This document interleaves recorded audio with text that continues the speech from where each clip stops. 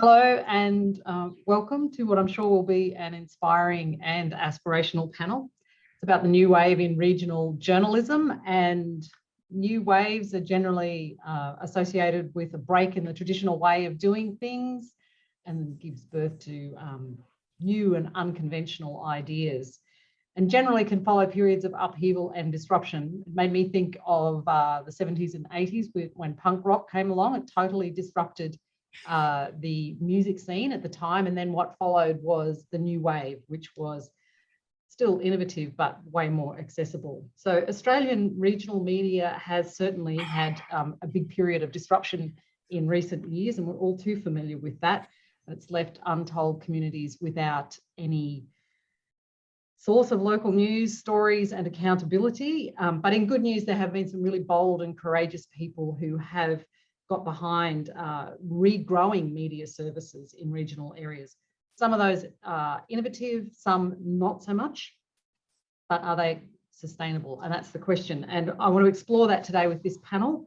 And I'd like to introduce three people who have decades of experience in journalism and credibility, and they're part of the new wave of regional journalism. They are Annabelle Hickson from Galah magazine, Simon Crerar from PS Media, and Tony Gillies from Public Interest News Service. Simon, if we can just go to you first, could you describe the regional media landscape at present? Are there green shoots in news deserts? Thanks, Cathie, and it's great to be on this panel and be talking about this issue. Yeah, look, I think overall what we've heard today, what we know is that ultimately journalism is in crisis, that basically the business model has been under immense pressure for a couple of decades, the traditional print newspaper business model. And through that, what we're seeing is communities really suffering. There's an increasing lack of information where it's necessary, particularly in regional communities. There's increasing polarization that's been driven by the platforms. And really, like the old model of service to communities is really broken. As we've heard today, there's been a huge loss of publications. Basically, prior to the pandemic, there'd been about 100 local newspaper closures over 10 years. Through the periods starting with the pandemic in 2020, we've seen more than 244, I think Anna from Pidgey said today. And so that's, it's major, it's profound, and it's impacting on hundreds of communities around Australia. What has been exciting, I think, in that period as well, is that as PG Map, there have been expansions. There's been a launch of hyperlocal publications around Australia. Often journos who've left these papers that have closed, or there's been redundancies. And I think that that's encouraging, that there's evidence that there's actually people willing to give it a go and to try and serve their communities. I think the caveat to that is what we've seen overseas and what is measured in the news deserts reporting that's been running for 5 years in the US, is that many of those hyperlocal startups, particularly the really small ones, they quite quickly run out of the ability to keep themselves going. They've got a lot of focus on journalism, less on their sustainable business models. So does disruption herald good innovation? Because that doesn't sound like it's good innovation. That sounds like doing more of the same thing.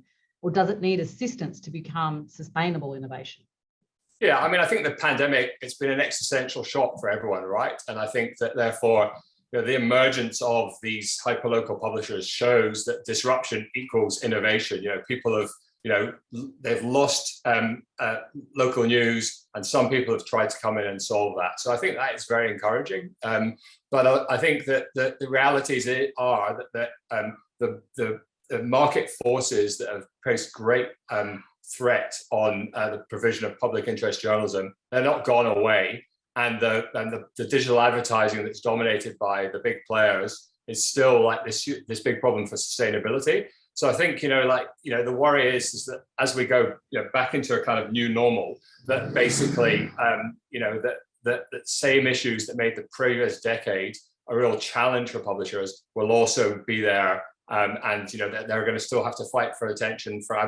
Attention is a big issue for any publisher, and everybody's got so many distractions plus the advertising dollars. It's very hard to get them. So I do think, there's, I think some assistance, and some of the things we've heard today, some of the journalism fund the government are proposing, if re-elected, et cetera, I think those things are going to be necessary. And that's what we're seeing internationally, that it requires a whole load of contributors to try and support the local and regional space. So we'll come to some of your ideas a little bit later on in the panel, where, that extra support and collaboration, I guess. But Tony, if I can go to you next, as the former head of AOP, you probably know more about the regional importance of newswires than anybody else in Australia. How is the public interest news service concept that you're putting forward different from that? Yeah, look, I think what it answers, and if you want me to explain roughly what it is very quickly. The public interest news service is a concept at the concept stage, but it seeks to deliver real-time reporting of ordinary general meetings of local councils. It does it in an independent way. It's free of bias, and it's underpinned by by the principles of balance, accuracy, and fairness, as a newswire would be. And then this content is then made available to bona fide media right around the country at no cost. So there's the difference there. You really need to be able to support this media in a way, in another way. Funding what I'm proposing comes from the fees that would be generated from local councils themselves, not to actually pay for the content itself, but for access and distribution of the content. And there's a difference there, because the public interest newswire really needs to be independent, sit at arm's length from everything else, be completely protected in its in its independent ethos, to deliver all of that really strong, strident content. The councils wouldn't have any influence over that, but what they would get as a result of it is they wouldn't get a free kick, but they'd get a fair go in their reporting. And what I've seen right around is, and I've been looking into this whole matter for a long time, is there seems to be a lack of time or an inclination to do this type of reporting consistently. And that's generally, there are some media organisations media outlets that are doing it well, but many don't have the time or inclination to be able to do it. And what happens as a result of that, democracy is not really well served at all. And you only have to look at the number of council mayors and general managers and so on who are being investigated for inappropriate conduct.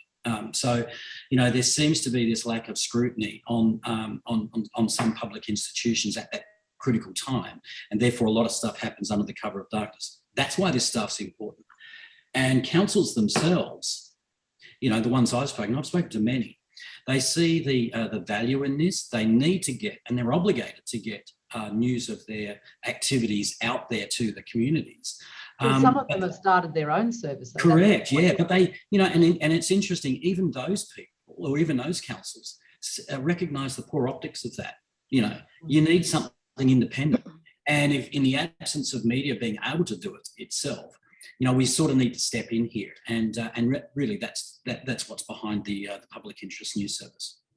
Well, that's a very innovative concept. Now, to you, Annabelle, Galah magazine is also both bold and innovative, so it fits right into that whole new wave. It's thriving, and without advertising. How? Why? What have you done to make that work?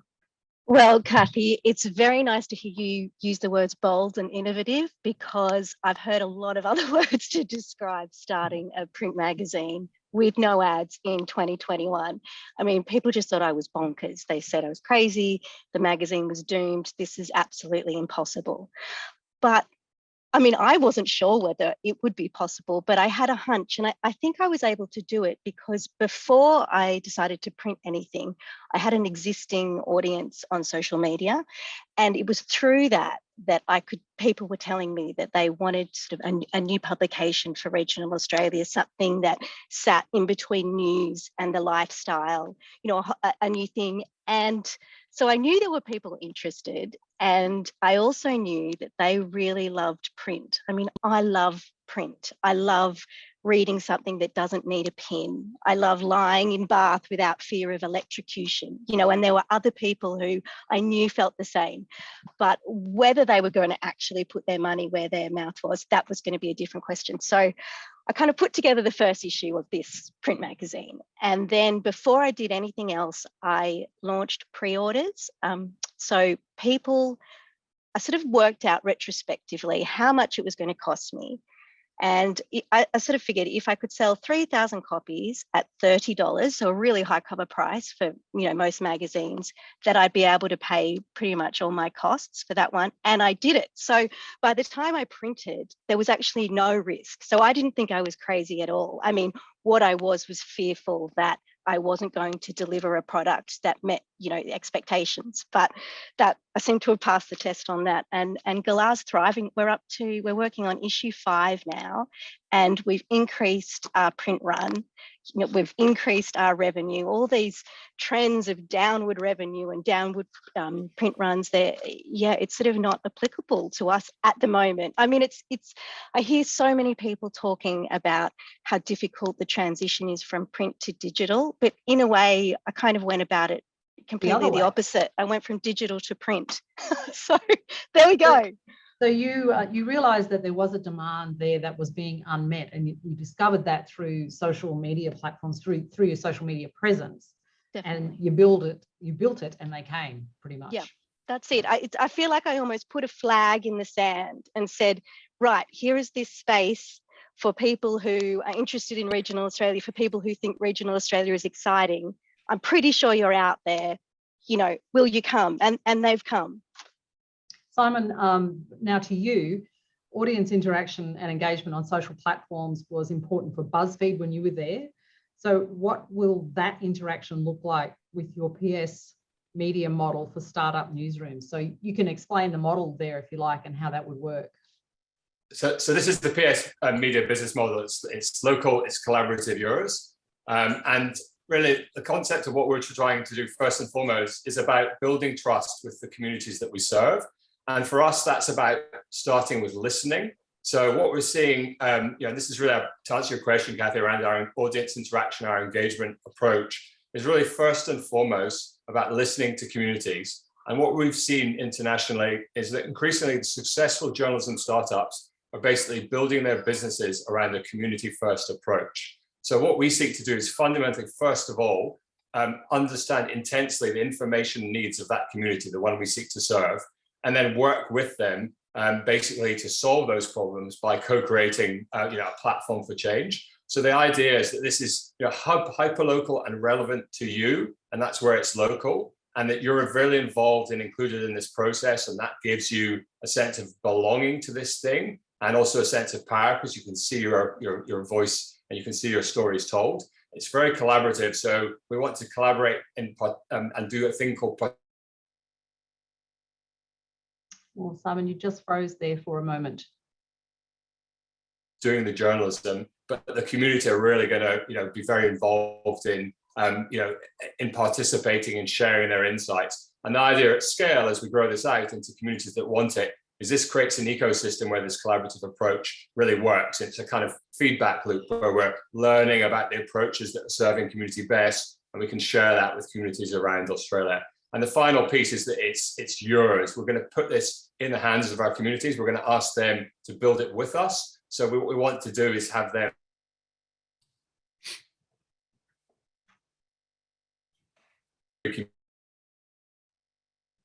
Simon, you've just dropped out briefly. I really wanted to hear that part about co-ownership. Well, we might come back to Simon in a moment, and I can move on to Tony. Tony, and we might also be able to show your slide here. Was it for the public interest news service concept, was it demand or need that prompted you to come up with it? Yeah, I think in the first instance it was need, as I saw it, and I don't mean that to sound conceited at all. It's just that having spent so much time in this regional space looking to assist the industry, you could actually see where the issues were, and much to the the same principles that Simon's addressing through the PS Media project. It sort of recognises that there's a time pressure on local media like never before. Newsrooms are so scantily resourced, and so they can't get to the things sometimes that they really need to.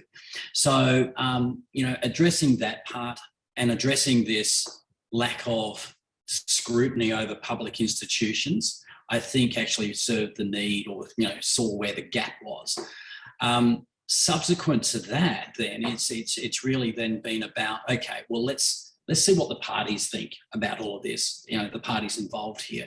And so I spent a lot of time with local government groups to understand their appetite for this, and to really sort of dig deep under why they would actually want to be involved. Would they be willing to fund such a thing? And clearly, they do recognise the need to do that. In fact, there's been a couple of councils who asked me to submit to the federal government inquiry into regional media recently, just pushing this thing along. So there really is an appetite from local media, from local councils. And then on the other side with media, and look, it's only anecdotal, but I have spoken to a number of media publishers as well, and I said, well, okay, if we can trust it, if we know that it's independent, if we know that it's free of bias and the quality is good, of course, we would use that because you got me at free. And that's not to sound twee, it's just really, it does serve a need in that respect. So my next steps with this is to really, pull those, turn that appetite into something a little more substantial. I've created a business model around all of this, and it does all work, and it uses local journalists and all of those sorts of things. So there's a lot of wins here. But these coming weeks and months are now quite telling for this initiative. So you would employ local journalists who would use sort of the council streaming services to cover council meetings? Is that how it would work? Correct. Yeah, and it'd be a combination of freelancers that would be well trained. I mean, that's the issue here. This is there need to be a publishing mission that sits behind, and there is indeed a publishing mission that sits behind this initiative, and that is to it is all about that balance, accuracy, fairness, and it's about perspective in journalism as opposed to immediately going for the jugular and going for the most controversial piece in there. But with the right mindset, and the capacity to deliver content in real time, which is this, and that's a real newswire skill to do that well. That's what this is about. So it's partially about training, and it's partially about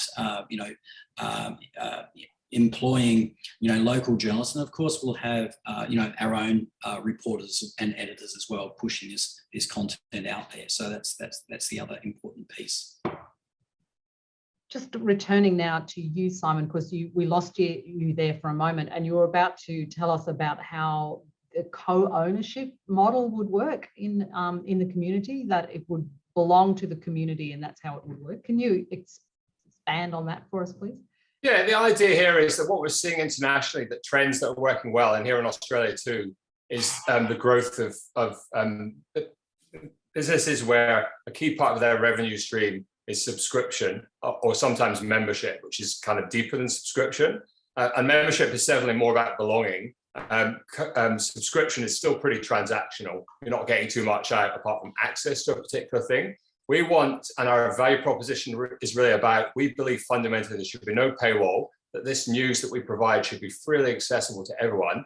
But we also recognize that in order to give the community a sense of belonging to it, and a sense of really feeling that they're deeply participating, that ownership would give them that sense of connection. And so, the core value proposition for an owner is they will buy a share in our business. We need somewhere between 0.5 to 3% of the community to do that, depending on the size of the community that we're serving. So very small. How much would membership be? Well, we're early stage startup about to run pilots, but our current plan is that we would ask people to buy a $500 share in the business, which they would pay for over 4 years. And the idea there is that they would pay $125 a year or $10, 50 or whatever, to pay for it monthly. And you compare that against what you would pay to access a newspaper digitally online, several $100s a year at least, and you don't kind of get anything back. It's quite transactional. Our co-owners will deploy our platform to really deeply assist us in terms of the direction of what we're doing, and provide real direction, and they'll have agency control. And ultimately the plan is that once we're profitable, we will deploy the platform to return the profit back into all communities, and the co-owners will determine how it's spent locally. So they will be able to use the platform, and it's basically a social enterprise. They will be able to say, okay, well, there's an issue with our local school, we want to support it, something's wrong with the health of our local river, or we want to clean up our beach, and they will be able to determine an initiative where they would actually be able to give funds. And that's a kind of a thing we're seeing with lots of successful non-media businesses out there. Who Gives a Crap, etc. Thank You Nappies. They're all doing good for society. Our business intends to do good for the communities that we serve. And what stage are you at? Is it beyond concept yet, or have you piloted it? Yeah, we're piloting this year. So we're piloting effectively very, very shortly in 3 communities. And so we've selected the communities. No, they're in. There's no out and out regional. The most regional communities, they're local communities. But I started, with this initiative, really thinking about regional Australia. The realization with a lot of research that we've done is that actually there's news deserts in the middle of our bigger cities, in particular in the suburbs and urban fringes. So we're testing in an inner city location, a suburban location, and a location that moves into regional outside one of our biggest cities in Queensland. And so that's, we're testing it in different markets and really different population sizes as well. It's important for our model that we can, there's a certain size of community, and we've heard today it's almost too small to support local news, unless it's maybe government supported or something that we may see in coming years. To you, Annabelle, what's next for Galah in your terms of development? Do you keep doing what you're doing because it's working, or do you see a need to broaden that offering so that it will be sustainable into the future? Well, Cathie, just after hearing Simon talk about co-ownership, my head is spinning. I think that sounds really exciting. I mean, before Simon, we have to speak more about this after, but before I knew that was a thing, the plans for Galah, we really do want to look into the membership model, and that's probably why I got so excited hearing about co-ownership, because I think, 4 issues down the track, I think what I've realised is that more than a magazine, Galah is sort of this community of people who are interested in things that the magazine talks about. So at the moment we make a magazine for this group, but in the future we could do all sorts of other things for the group. I mean, to me, the real sort of value and what I get most excited about is bringing this group together. I don't know how to say it in ways that don't sound cheesy, but it's all sort of this community that I think is the exciting part. So I do plan to keep the magazine going, because I think it's sort of a really sort of sets the stage for what we're all about and kind of attracts birds of a feather. We are going to start working on a book with a publisher, a hardcover book that will come out probably towards the end of next year. So I think that'll be a really great way to sort of get the Galah brand out there to overseas markets. We can't ship our magazines overseas. It's just crazy expensive. But this book would be a really great way to get into things like that, but not just overseas, into other markets in Australia. So we're going to be, that's sort of next on the scene too. But really, the membership's what I'm really, really excited about. And in cahoots with that, we'd want to really invest in some tech. At the moment, we just have a very simple Shopify site that we've made ourselves. But we really want to sort of ramp that up a bit so that members could have access not only to our magazine, but to all sorts of digital stuff like videos of interviews with really interesting people. We have dreams to have a big kind of interactive map. So if you jumped in your car and you wanted to do a road trip from Lismore to Burke, you'd know where to eat. There'd be a really curated sort of list of where to eat, where to stay. But more importantly, it would also kind of geotag stories that we've written to sort of give you some deeper context. So it's not just a travel guide. You get to kind of read about the people who actually live here. So that could be really exciting, but that is that's quite expensive. So we're just sort of working out how to do all that. But I really feel like our audience and our readers are so engaged. They're already kind of showing signs of wanting to head towards membership. And I mean, now possibly even co-ownership. I mean, nothing would excite me more. A lot of very bold thoughts there. Tony, what stage are you at? Like, you're at concept stage and you've talked to lots of councils, and I'm just intrigued that they actually want the scrutiny. I think that's fabulous that they do. But what stage are you at with bringing the concept to fruition? So we've done a number of, and it's great that this slide is up because we have done a number of proofs of concept, covered a number of council meetings just to ensure that it works. And I must say, there is just obviously such a rich seam of content there that would be available. What you're seeing in the screen in front of you, though, is how we would tackle this, or how we are tackling this. And, and I see us, when you get the agenda for a council meeting, there's usually about, 20, 25 items on the agenda, but that's not where the coverage starts. Obviously, there are previews, and you can see in the minus 24 hours that, we would be, publishing a couple of previews, and then in this whole real time or, fast delivery of content, spirit, within the first 15 minutes, we'd be looking at least 1 200-word story going. And then by the 30-minute mark, there'd be another 200-word story. And then by the 90-minute mark, there'll be 6 briefs and so on, and 2 larger stories. And then by the 180-minute mark, and you can sort of see how that unfolds. Now, this actually works. So we've done this a number of times, and you quite rightly mentioned the fact that some councils are streaming their meetings. Not all of them are, but many are, which is great. So we've done that, and it's interesting, and this sort of goes to the need again. I won't mention the council in question, but it was a large council of a large regional city, more than 80,000. So it's been supported by a large media outlet. That particular council meeting, we identified 22 items on the agenda that we would cover. We did so. We ran this model out. We actually identified a number of larger pieces that would go with it. We ran it in real time, just like this. And it was a really good result. But what happened was, assessing what happened by the local media outlet on covering the same council meeting, they actually produced one story from a press release. That's it. Where we had almost 30 from the same meeting, and they were good, legitimate stories.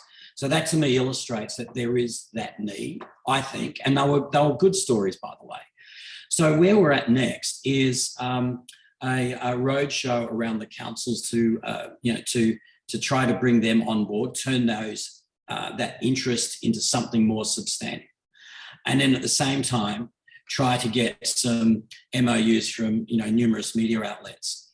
So that now is unfolding over the next couple of months. I've already presented and pushed a whole bunch of collateral towards the Local Government Association of Queensland, whom are extremely supportive, plus their members are, and they've got 77 councils that are really interested in this, and we want to take this around the country. So we can look out for that. That's going to be happening this year, I take it? We're doing that over the next little while. And one last thing is, where could this go? Beyond councils. You could take the same approach to state government and federal government, reporting in the same way, but with a really strong regional lens over it, because there are many media outlets in regional Australia that simply don't get the access, that they need from state and federal government. They get press releases from head office, and that's about it. From the government's head offices, and that's it. I think we can do better, and I think these communities deserve better. I don't think there's any doubt about that. We have a question that's come in from the audience about paying contributors, in terms of employing freelancers or people who, write for Galah or work for public interest news service. The question is, will you be paying them appropriately is there going to be some sort of workplace agreement? Will you be liaising with the Media, Entertainment and Arts Alliance to come up with appropriate rates for paying contributors? I can pick up the public interest one if you like. Please, Tony. Because I've thought through this. Yeah, absolutely. I'll be looking at freelancers who are of like mind, who are willing to, sign up to our publishing mission, have the skills and the training that we would provide, have the capacity and the willingness to do that, because the quality of what we're doing is absolutely imperative. So I'll be looking for people, with that mindset. So it's not just a matter of, are you available? They've got to be the right people, right, with the right sensibility, and willing to be trained. And covered under that award, the Journalist Award? Yeah, under the Australian Published Media Award. Simon, thoughts from you? Yeah, absolutely. So like I said, we're early stage startup. We're piloting our model in these communities, 3 communities. We're going to have journos in each of those communities. We'll pay them award rates, of course. We're also going to have some contributors who are going to be not necessarily all professional journalists, but people who are going to create content that accurately reflects the diversity of the communities that we're serving. It's a big part of what we're trying to do is serve really diverse communities. So yeah, absolutely. Our intention, of course, is that we want to build a sustainable business model that can then pay our staff. And part of our model is around, particularly in line with the co-ownership piece, is full transparency with our audience. We want to be, we will publish our salaries, we will publish our accounts, we will show people exactly where their money is going. And we think that is a way of building trust with communities who are maybe skeptical of some of the ownership structures and frustrated maybe about where some of the money is going, that their advertising dollars is kind of going within the organization. So advertising is part of your model as well, yes? Yeah, we've got 3 major revenue streams we're going to test, and the co-ownership, the recurring revenue from the co-ownership piece is one of those. We're also developing a brand partnership. We're not going to have banner ads, MRECs, flashing ads. We're basically going to work with just a number of a small number of major commercial partners who are really interested in the problem that we're all trying to solve, how to effectively reach and serve local audiences. I know maybe I'm deeply concerned as some of them that we've been speaking to are around the lack of options to reach regional communities in this instance. We know that a third of Australians live in regional areas, only 10% of the national ad spend goes there. So certainly working with some closely aligned brand partners, and it'll be like a toolbar across the top of our app, across the top of our website, rather than lots of flashing ads, autoplay videos, etc. And then the third piece is a data information product that we're going to basically offer to a range of customers, which is basically insights that our audience are sharing with us around the issues that they face. And we believe that actually, that will give us a powerful insight into a community on day 1, on day 365, in time as it changes, when our reporting serves it. And that insight, that data information, the data information market is a $3.3 billion market in Australia and growing fast. Whereas, as we know, the legacy media publishers are chasing their tails around looking for like less than $1 billion now of display and classified advertising. So we think data is a powerful currency. And if you're building a technology business in 2022, data, you should be obsessing about the data. We think that there's commercial opportunities there as well. I would definitely think so. Annabelle, to you, is advertising ever going to be in your magazine? Is it no forever or not? Well, yes, we are going to experiment with a small bit of advertising in the next issue. So we've had 0 advertising so far. And I also just want to add that we do pay our contributors. I'm really proud to say the first issue, I asked for sort of, people who wanted to contribute something, and that made it clear I couldn't pay. But now I'm very proud to say we work with about 40 photographers and writers, and we pay them. So that's really important to me. That's a really important part of the business.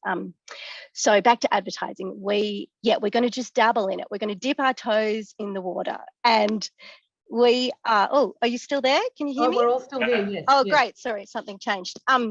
So it's a path that I wouldn't have gone down if I didn't want to grow the business. So we could continue as we are with the 3 magazines, and we have a sustainable business, 3 magazines a year, and we have a sustainable business. But I've got all these big ideas, you know, membership models, tech that needs to be funded, all sorts of things. In this next issue, it's just, we checked with our readers. We're always asking our readers, doing surveys. 70% of them said that they wouldn't mind advertising. 20% said they wouldn't mind as long as it was thoughtful, you know, and it was curated and kind of promoted regional businesses. You know, I think they just didn't want to see the like 20-page spreads of, you know, anyway, no need to name names. So I am going to give it a go. I mean, I think the best way advertising might work with Galah would be sort of what Simon was talking about, working with a brand partner. So a bigger business, say someone like Telstra or Rabobank, someone who cares about connecting regional Australia and kind of doing it that way. I sort of see that booking ads, you know, lots of ads for every issue, that's a job in itself. And we're such a small team, and I don't want to allocate our resources to sort of chasing down ads. But we're going to experiment. But yeah, we'll see. I mean, I'm open to it all at this stage. I have another question for you, Tony, from the audience. And it's this: it looks like it's a great concept that will stack up, but what do you do when there's a huge stoush in the chamber where rogue councillors call for the CEO's head? Will that content ever see the light of day, especially if the other local outlet isn't there? We've all seen puff pieces with the mayor front and centre, but that appear in paid advertorials in news outlets. Fair question. No, fair question, but let me say that it absolutely gets covered. You know, so this is, to be clear, the public interest news service is not a mouthpiece for the councils. The councils are the payment from councils comes from the distribution and the access to the independent content that we would create. So it's our content is protected by its own editorial mission. That we're upfront with the councils around the rigour of our journalism around our content. So as I said right at the very beginning, this isn't about giving councils a free kick, it's about giving them a fair go. And so they're going to get good and bad, but they've got to be treated fairly. So it's about journalism in context, right? So, and that's all they can, you know, that's how it works. I've worked in, you know, when I was at AAP, we created or we provided news services to major sporting bodies, the AFL, Cricket Australia, and all those sorts of things. And they had their own media outlets, right? Their own media teams. They took AAP content because they could see the trust and integrity of that content. There's nothing different to this, you know, so everyone gets the optics of it. You know, if you've got something that is impartial, independent, well done, is fair, balanced, accurate, then that's it. Once you cross the line and move into that thing where it is just seen as a puff piece, well, then it's all over Red Rover. This another question. This one is for you, Simon, and it's along a similar line. How do you propose to manage potential conflict of interest from those who buy in? Anyone who lives regionally knows that those deeply invested in their community and therefore likely to buy in would wear multiple hats locally. They might be a local councillor and a big employer and president of the netball club. Yeah, absolutely. And I guess, you know, we have a charter of editorial integrity, which is visible, and everyone, you know, within our staff, and you know, it's been visible to all the people who've invested in our business so far. It makes it very clear that, like, you know, as you know, our editorial operations are effectively ring fenced. Our community will have visibility around you know, the output and what we're doing, but ultimately they won't. And we're asking them to participate and share their insights. But ultimately, that's done in a way where we're trying to do the best job of serving that community by hearing from a myriad range of voices and making that visible so that people can understand other people's perspectives. So the power of one individual, or even a group of individuals, if there was maybe a group who became co-owners, our business model is based on we need 1,000 co-owners in order to come to a community, right?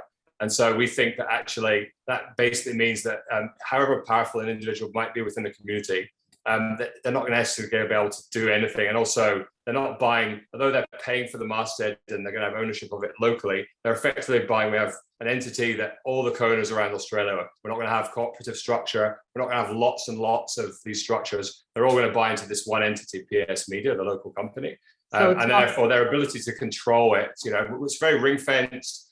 We obviously, in that example, we would report if there was a paedophile in the netball club, or if the councillor was involved in embezzling funds in the way that any network, any news organisation would. And the fact that one individual might be part, will not, of course, impact in any way in terms of how we would report that. It's not about buying and being co-owners in a particular publication in a regional area or a regional town, but it's buying into PS Media, which is more a national entity. I understand. Yeah, we've looked at a lot of models, and we looked a lot at some very successful, particularly in Europe, cooperative media models. And there's also amazing membership models, which have really inspired our model. There's a huge amount of really exciting work that's happening on membership globally. But for us, when we looked at the models and we've worked with some lawyers on this in great detail, and some of it is the way our state and territories are set up, it made much more sense. And our plan is that we have basically the parent company, which basically builds the technology, employs the journalists, does the commercial deals, and manages the newsrooms, which are mostly remote.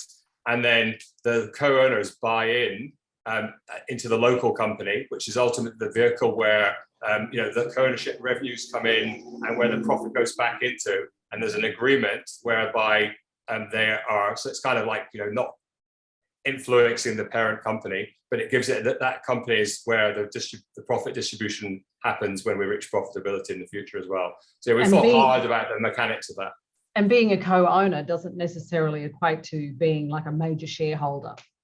No, every individual, whether you're a billionaire or somebody, a teenager who's really keen to have this because they think that they'd like to know what's going on locally, has an equal say. They're equal co-owners. We have a separate group of investors, which will probably grow because we need to raise more capital to build this product out after these pilots. But that's a separate that's in the PS Media kind of cap table versus the local business as it will be when we're live in Australia.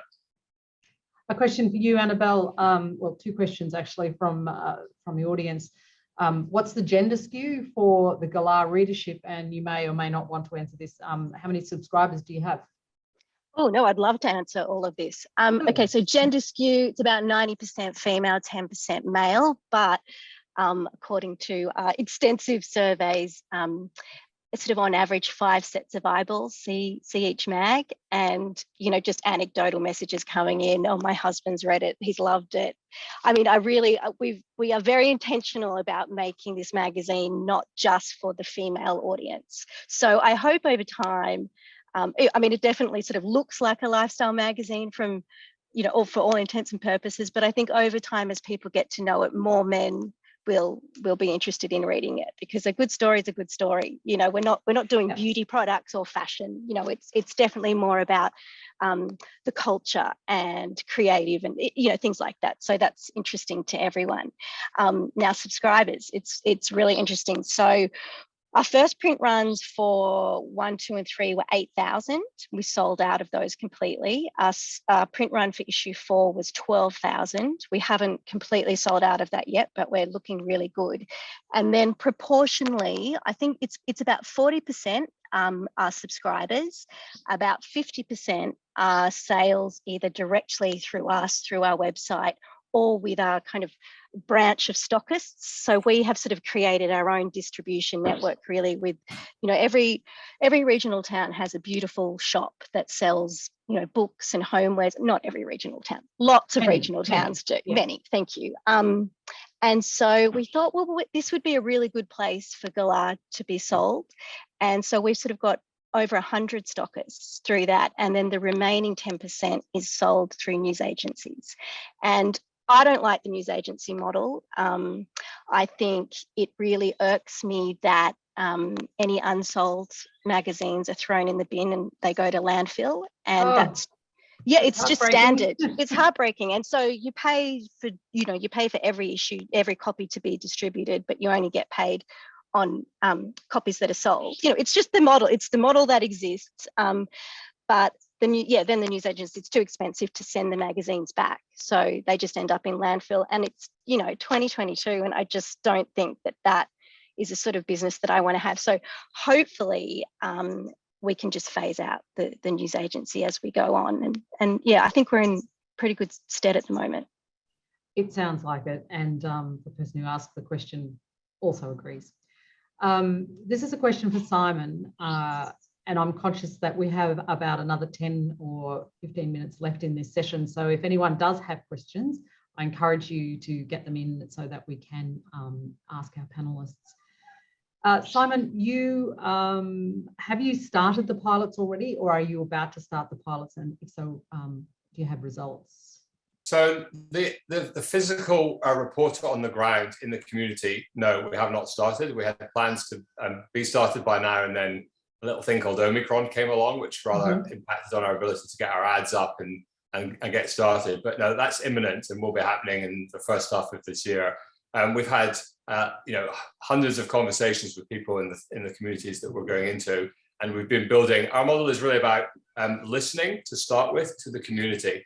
And so what we've been doing is listening very deeply to the communities, to as wide a representative group of people within each of the communities as we can, to understand what are their information needs, what are the deficits there, what are the gaps, what information do they need that's not being provided, what is the state of their local media, and we're really focusing in on places which are the described news deserts, places that have lost papers in recent years. And so that approach is around deeply understanding that and then reflecting that back to people, and basically before day one, being really in a position to be able to do some journalism we hope will be kind of profound and resonate, because people will have already bought into it, the participation process. And so what we want to do is, the pilots are really about proving out that media can take a longer game view than just chasing around the latest story of the day, and can focus on how can, if we understand the community in totality's issues, how can we deploy journalism to actually have impact on those things over time? And it won't happen in a week or a month. It certainly won't happen through the period of our short pilots. But what we want to do in the pilots is assemble kind of a roadmap for change that we think journalism can enable, not on its own, because journalism needs to provide scrutiny to power and to help in the way it historically is done, to try and drive positive change within communities. But we think that harnessing the community's views, we can do a powerful job of trying to make people's lives better and solve their problems. Look ahead 2 years into the future, and where would you like PS Media to be? Like surviving and thriving in a post-pandemic world, where our revenue streams are growing and we're scaling fast. We've built a product that, from a technology perspective, is something that we can offer it to any community in Australia that wants it. That we're in a position to have delivered something. Our ambition is to create something that, at the local level, for individuals and communities, is making a profoundly positive difference. But what we actually believe is, looking at the landscape within the media environment in Australia, that there's an urgent need for kind of grassroots and for the voices of local, whether that's in cities or in the regions in particular, to come up into the national arena. We don't think that our biggest news groups do a particularly good job of actually surfacing the range of opinions around issues in the national arena. They're very, this is, in a previous job, I had an office in Parliament House, and, I know that so much of it revolves around those few hundred journos in Parliament House. In the bubble, yeah, and the PMO and to the various lobbyists. We want to actually take the views of Australia in aggregate into that arena and try and, that's the ambition. So I'd hope we'd be underway with that and starting to create journalism of real impact. Maybe you'll be using some of what Tony is offering in some of those publications as well. Very keen to talk to Tony about what he's doing, yeah. So Tony, 2 years' time, you're about to go on a roadshow to sell this concept more broadly to local government. Where would you like to be in 2 years' time? How many do you think you would like to have signed up? It'd be great to be, have national coverage in that time. I think ultimately, though, where would I like to see it be? not owned by me. I think it needs to be owned by the media industry itself, owned and run effectively by that, because I think that's I genuinely think that, you know, a public interest service like this needs to be, it's about the greater good, right? So it really needs to be handed over to an industry body. That's how I'd like to see it play out. And I really think that it has the capacity to do so. The other thing, you know, this is, you know, at launch, it's about local council meetings, however, and important local council coverage, but for state and federal government reporting as well, done in the same way, I think could have, you know, amazing value, bring amazing value to regional media generally. Annabelle, I'm sure between now and 2 years, you will have had 50,000 million new ideas, but where would you like Galah to be in 2 years' time? Well, in 2 years' time, you know, in 2 years' time, I would like to see Galah printed on paper that is made from agricultural waste, like straw, not from trees. I don't know why we're cutting down trees to print this, you know, and print's such a luxury these days, you know, so I see no reason why we should be cutting down trees to, you know, indulge in this luxury. That sounds like a landline story. Yes. Well, please do, because paper from straw exists anyway. But it's a matter of convincing, you know, printers to have the paper that they can do in those big web scale things. So there's that. Our readers have told us they want podcasts, they want events. So we're definitely going to look into all of that. We'll have our first book out, and I hope that's the first of a series of books, so you know that's the beginning of that. But I think most importantly, I just want, in 2 years, I want Galah to be this voice from regional Australia that is trusted and that also is out there just to say that there's more than droughts and fires and floods. There's more than farming. You know, we're human beings living very diverse, complex lives. Some of us are artists, some of us are business people. So, you know, I just want Galah to represent that, and fundamentally to represent my own personal experience of how exciting life is in regional Australia. You know, it hasn't been this sort of second tier life. You know, I moved from the city to here, and I hope Galah can be one of the voices that gets that message across. All of you have articulated some very innovative ideas, and, you know, to go back to using that word bold, which I used earlier, it is very bold. So it sounds like, you know, green shoots, milk and honey returning to the regions. What if milk goes off and ants get in the honey? What is going to prevent you from reaching your goals that you want to do in the next 2 years? Simon? Well, you know, we have, we believe that what's required is, you know, a real sense of innovation, right? So our value proposition is different than anything out there.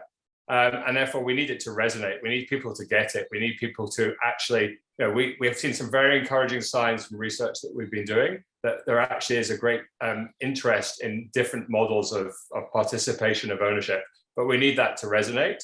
We also need, of course, our journalism to actually have real impact, you know, because people will no longer continue to support us, or, you know, we want to grow, so we won't grow unless our journalism is actually having impact. To do that, we need to make sure our operations are super efficient and that, you know, we have healthy finances. So all of those things are things we will need to juggle around. And, you know, I think we basically feel, I think that this is the right kind of time for innovation in media. It's urgent, overdue. But, you know, I think there's a whole load of possible factors that present risk. You know, we might not find enough people who want to be involved in this thing. We know, we've heard today that there's issues with hiring people, despite the loss of people to media, that media is not something necessary that people are beating on the door to kind of work in. So yeah, there's factors that are going to prevent obstacles, but you know, we are powered by a sense of optimism and an understanding that we feel there's a need there. So we hope that we're going to be able to move around any obstacles that come our way. And risks for you, Tony, what do you think they are? that I've overestimated the need for the councils to be involved. I've overestimated the willingness for media to take it on. I don't see it that way. Obviously, I do really believe in this project, but I think the next few months is actually going to be quite telling. I agree with Simon and others. Assessment of the journalism or journalists out there willing to take this stuff on, and the war for talent. So part of this is about growing talent, growing your own talent as well. So that's got to be a part of it. So that will be an obstacle, but not something that is insurmountable in my view. Really, it's about understanding the appetite and turning really good conversations into something substantive. That's where it sits right now. You don't see that there are numbers of journalists who have been misplaced, disrupted in the disruption, that they would want to come back? Or because you're looking at experienced people, not junior people, aren't you? No, absolutely. I'm involved in a number of projects. It's not just this one, and recruiting for another project, which I can't talk about at the moment. But, if you get the principles right, if you can tout that, if you can really, I'm finding that experienced people are actually drawn to that. So if it's about real journalism, if it's about journalism with integrity, there is a definite appetite for that. So that's why I stick quite closely to these principles, and that's that to me is what is required here. Annabelle, and lastly to you and your 2-year vision, where will Galah be? Where will Galah be? Well, I know we have covered that, but what's going to prevent Galah from being what you want it to be? Oh, well, do you know what will prevent it, I think, is if I run out of energy. Well, I don't know if that will happen to you. It might happen to mere mortals, but not to you. No, but I mean, that's the risk of any startup, isn't it? These tiny teams, and they just come down to a few people, but already our team is growing. Sarah Barrett, she's an ex-lawyer, ministerial advisor. She came on full time, so now there's Sarah and I. Already it's just starting, the sort of energy is starting to spread onto other people, which makes me feel really happy. And in terms of obstacles, I mean, I don't know what they're going to be. I just know there will be obstacles. There always are, but that's no bother. I mean, you just find a way over or under or around them, or flip it upside down and have a go until you work it out. Too true. We have no more questions from the audience, but I want to thank all of you, the 3 of you.